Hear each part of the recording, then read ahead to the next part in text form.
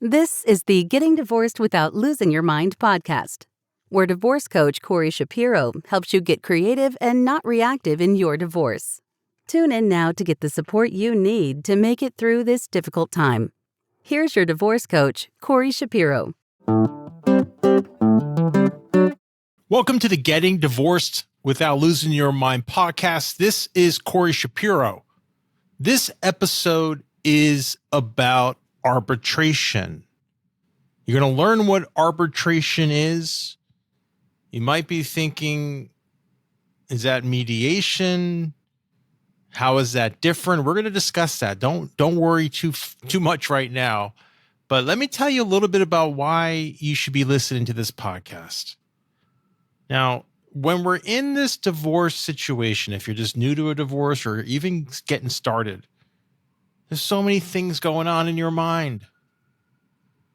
It's stressful. It's stressful even if you want the divorce. It's especially stressful when you have children. And your goal is maybe having a peaceful co-parenting situation, but every time you bring up divorce issues with your spouse, things get heated. It's uncomfortable. There's a lot of energy.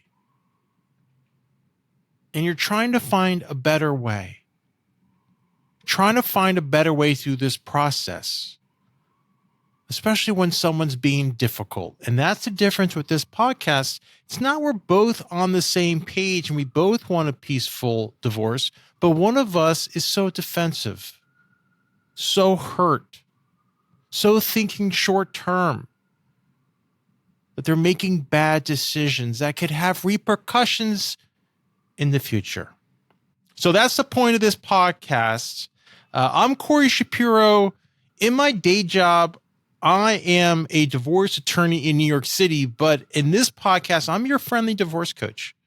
Think of me as like a TA. If you're in class in college and you have that professor and you need some help, extra help, you go to the TA. And that's who I am.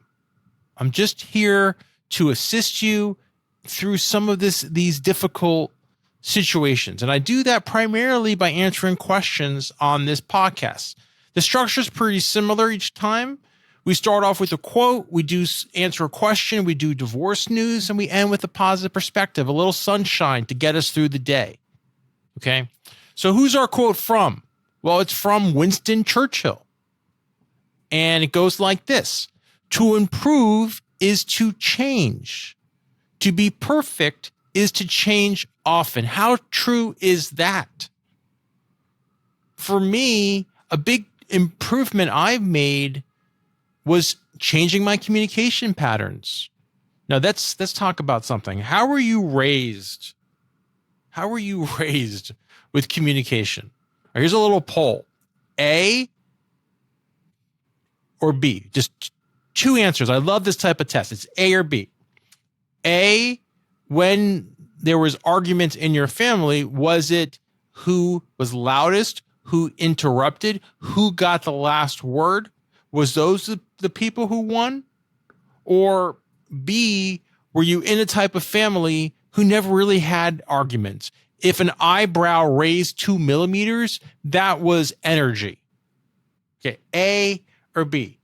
Now, obviously, I came from A.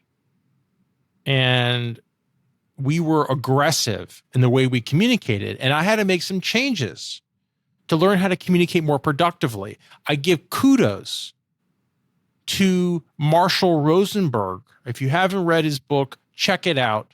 Nonviolent Communication. And the whole point of it is to take ownership.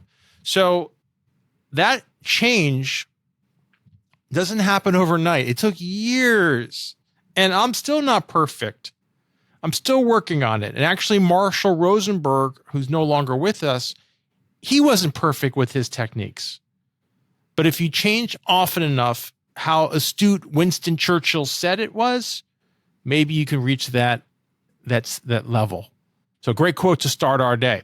All right, let's move to the divorce question. If you want a question to be submitted to the podcast and you're trying to figure out where do I go? Well, it's pretty straightforward. You can ask a question straight from your web browser Just ask a voice question. You go to question.gettingdivorced.org, and we may answer your question on a future episode of this podcast. Today's question's from Frank. And Frank asks the following. I'm hoping we can settle our divorce amicably without having to go to court. I've been considering mediation, but I'm worried we might not reach an agreement. I recently learned about arbitration, which allows for a definitive decision.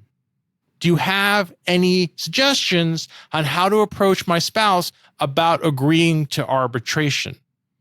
Well, Frank, kudos to you too. You're doing what I want people to do. You're thinking creatively. Let's just break this down. It sounds like Frank's trying to figure out an easier way to get divorced. But there's a little turbulence, right? Because maybe mediation's not working for him. And if you're like, well, what is he talking about? What's mediation? What's arbitration? Don't worry. Let's go through that. Okay. Mediation is where you're with a professional, a neutral professional, who's going to help you through your issues, what's important to you, but they don't make any decisions. An arbitrator, on the other hand, makes a decision, and that decision is going to be binding. So think of it like this. Those cops that don't carry any guns or any weapons, and let's say you're, running away from one of those cops, and the cop says to you, stop, or I'll say stop again. That's the issue we're dealing with. That's mediation. No one's forcing you into anything. You come voluntary. Now, arbitration is a little different. Arbitration is cops who have guns, and can do some damage. So when the cop with the gun says stop or I'll shoot, get on the floor now. Well, that's you listen. You're like, so I don't want you to be in that situation where you have to understand what you're dealing with. So if you're in arbitration, realize there's a decision that's going to be made. And sometimes that's scary for people. It's not as scary going to mediation because no one's really imposing anything on you. So Frank, it's a great idea to go to arbitration, but some people are scared about that. I don't want to be imposed upon. Who does this person know? So here's just some suggestions. I'm going to give you a couple of points. First, can you agree on an arbitrator? And that's not even used that word. Let's just say a trusted advisor. Could it be if we have, for example, an educational issue? Let's say we're talking about college. Can we both agree on some type of college advisor to help us make a decision? Maybe one parent wants a child to go close home to a local school. Maybe the other parent really wants a child to go further away, maybe to a school they went to. And who's going to make that decision? Doesn't necessarily have to be some experienced, matrimonial attorney or a former judge. It could just be a college advisor, and you can give them that power. So that's what I would suggest. See if you can agree on someone. Now, if lawyers are involved, they're probably going to want either a very experienced matrimonial attorney or a former judge to act as the arbitrator. And I will give you some caution. Here's some words of caution, because there's always words of caution. Lawyers love caution. Yep, we love caution because we think how deals can fall apart. If a deal can fall apart, if there's a 1% chance a deal falls apart, we'll tell you about that. And that's all we're focusing on. But most of the time in the real world, things work. And what lawyers are really concerned about is, first of all, there's no appeal. Can't appeal from an arbitration. Now, that's not, if you Google this, you're like, oh, that's not true, Corey. You can appeal. Well, let me just clarify. In most cases, you can appeal, but only on very limited grounds. You don't get a fresh look at the facts like you may get if you're in court, if you're with a judge and you appeal. No, it's a very limited focus. on the arbitration. And unless there's some abuse, a very high standard, unless the arbitrator abused their powers, generally it's upheld. So that's scary for attorneys because we like to have options, right? Most people like options. It just makes sense. Now, here's some other news. It's a little cynical about why lawyers might not like it. It's faster. It's cheaper. And if you've been listening to this podcast, you know lawyers generally bill by the hour, and we are not generally in favor of things that are faster and cheaper. We want things that take time, and that's how we make money. So you have to talk to a progressive attorney who's really client-focused. And that's that whole collaborative divorce movement I talked about. If you're thinking, well, what's collaborative divorce? Let's just take a little pause here. But don't worry, we're not learning anything new. We're going to always, break things down. That's the whole point of this podcast. We're not trying to make you feel overwhelmed. You're overwhelmed enough, right? So collaborative divorce is where attorneys agree not to go to court. Right. That's really client focused. All right. So now here's another idea. How about Frank, if you're really dealing with, your spouse's attorneys, like, I don't know if I really want to do arbitration. I don't know if we can agree on an arbitrator. Maybe you can do what's called med-arb, which is short for mediation arbitration. You start in mediation. That's like the cops who don't have guns. No one's going to impose a decision on you, but it could work. Maybe you can respect that process and work through it. And there's some really great mediators who can help you uncover what's important and work through issues. Personally, I go to court sometimes and the judge is like, maybe they know I like mediation and they put me on a mediation track, and I have clients or the opposing spouse, and I think we're not going to settle. And I've seen some really good mediators settle difficult cases. So it could happen. But if you're one of those cases that can't settle without a decision maker, that mediation can then turn into an arbitration. The mediator can be the arbitrator, or more likely than not, you could have a new person appointed as the arbitrator. Okay, and then make a decision. And let me just clarify, this arbitration, it is going to be a hearing. It could be a hearing. You could do something relaxed if you agree on it. Like you could just speak for an hour. One spouse says, this is what's important to me for an hour. The other spouse can say what's important to me for another hour, and the arbitrator can make a decision. But more often than not, there's going to be a hearing. There's going to be testimony. There's going to be a direct examination. There's going to be an opportunity for the other side to ask questions. That's that cross-examination. That's what you see in movies, trying to trip people up, trying to show that they're not credible. You could do all that in arbitration. And then how about this idea, Frank? I've been thinking about something even more creative than med-arb. I'm borrowing it from baseball arbitration. And I think the formal term is is it final offer arbitration or first offer arbitration? I think it's final offer arbitration, but I might not be 100% correct. And the idea here is you're limiting the power of the arbitrator, where the arbitrator cannot compromise positions. They can only accept a position of either party. So let's give an example. I love examples because it helps my brain really understand something. So let's say we're talking about child support. It comes up all the time. And one party wants to pay $1,000. The other party wants to receive $5,000. That's a big difference per month. $1,000 I want to pay. Other side's like, I'm not accepting $1,000. I want 5 times as much. I want $5,000 a month. The other side says, I'm never going to pay that.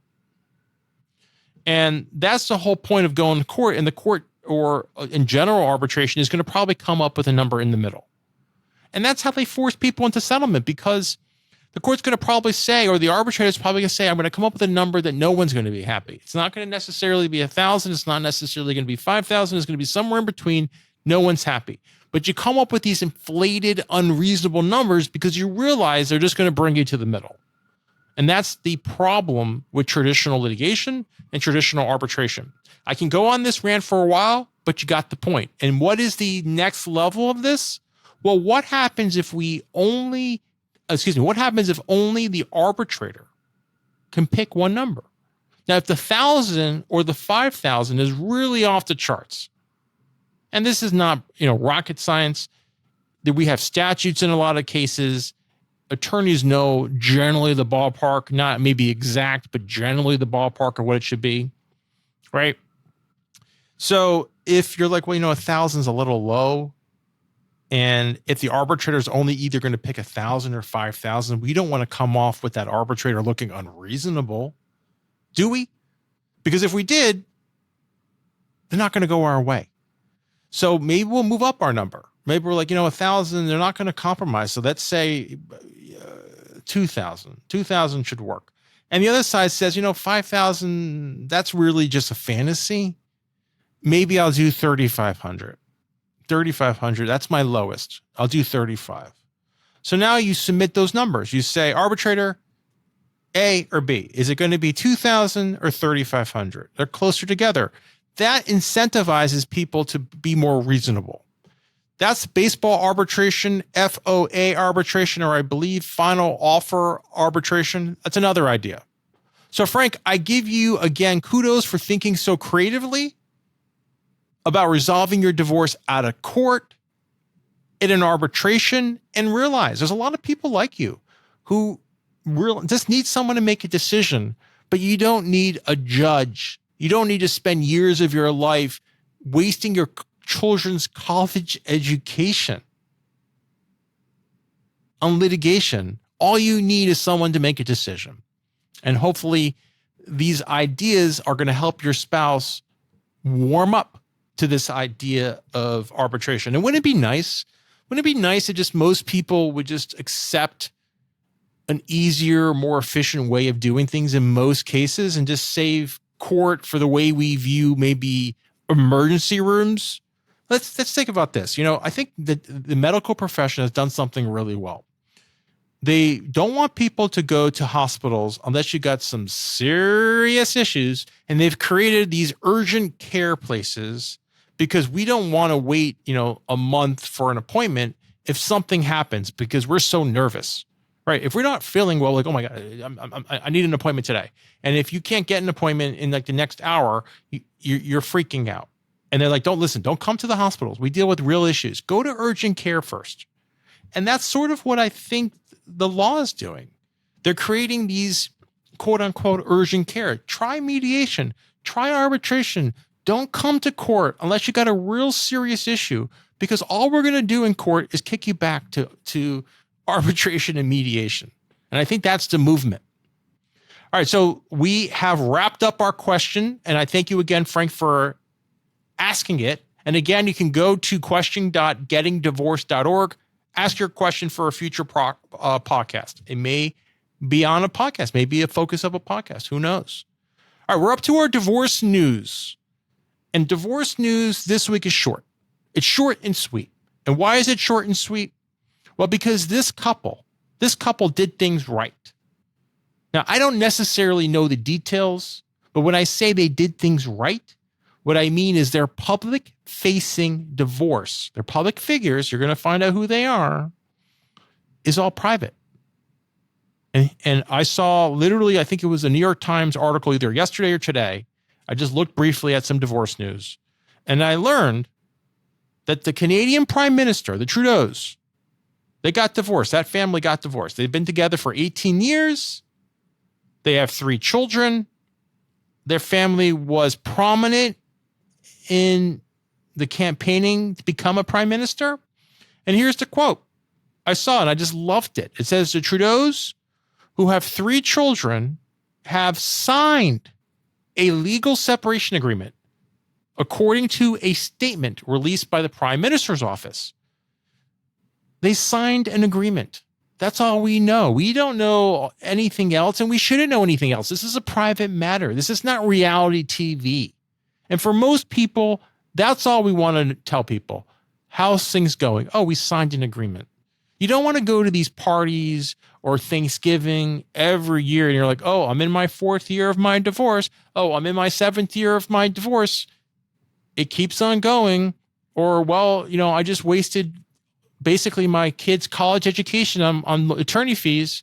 Or, no, we are nasty and can't speak. what the goal is the Trudeaus. Now, if you're saying, Corey, not everyone's going to do that. Of course not. Of course not. But we're going to try to get early in the process,